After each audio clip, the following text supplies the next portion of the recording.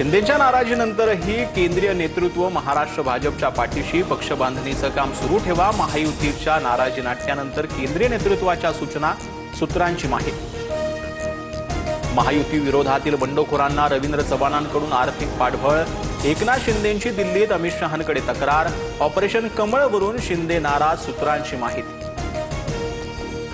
बाबा मला मारलं म्हणत कुणीतरी दिल्लीला गेलं। शहा शिंदेंच्या भेटीवरून उद्धव ठाकरेंची खोचक टीका। तर दिल्लीत हुजरेगिरी करणारे बाळासाहेबांचा वारसा काय चालवणार, शिंदेंवर निशाणा। नवाब मलिकांसोबत युती शक्य नाही, वरिष्ठांना सांगितलंय। आरोपांवर भाजप तडजोड करणार नाही, आशिष शेलारांकडून स्पष्ट। मुंबई मनपा निवडणुकीच्या अनुषंगानं राष्ट्रवादीकडून मलिकांकडे जबाबदारी। सलील देशमुखांकडून पवारांच्या राष्ट्रवादीच्या प्राथमिक सदस्यत्वाचा राजीनामा। मी पक्षात कोणत्याच पदावर नाही, प्रकृतीच्या कारणास्तव पक्ष सोडतोय, सलील देशमुखांची माहिती।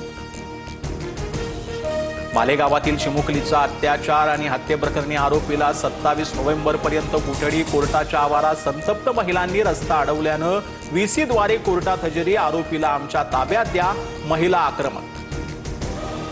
मनोज जरांगेंकडून मालेगावातील पीडित चिमुकलीच्या कुटुंबियांचं सांत्वन। 2 महिन्यात आरोपीला फाशी द्या, तरच तुमचा धाक बसेल।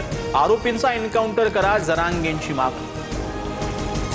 चिमुकलीवर अत्याचार आणि हत्या प्रकरणावरती उद्या मालेगाव बंदची हाक। कडकडीत बंद पाळत अत्याचार प्रकरणाचा निषेध व्यक्त केला जाणार। पुणे जमीन गैरव्यवहार प्रकरणी शीतल तेजवानींची 4.5 तास चौकशी। तर खारगे समितीसमोर आपलं म्हणणं मांडण्यासाठी अंजली दमानिया मंत्रालयात। पुणे जिल्हाधिकाऱ्यांनी कारवाई केला नसल्याचा आरोप। दिशा सालियान मृत्यू प्रकरणी प्राथमिक चौकशीचा अहवाल सादर करणार की नाही, हायकोर्टाचा राज्य सरकारला सवाल।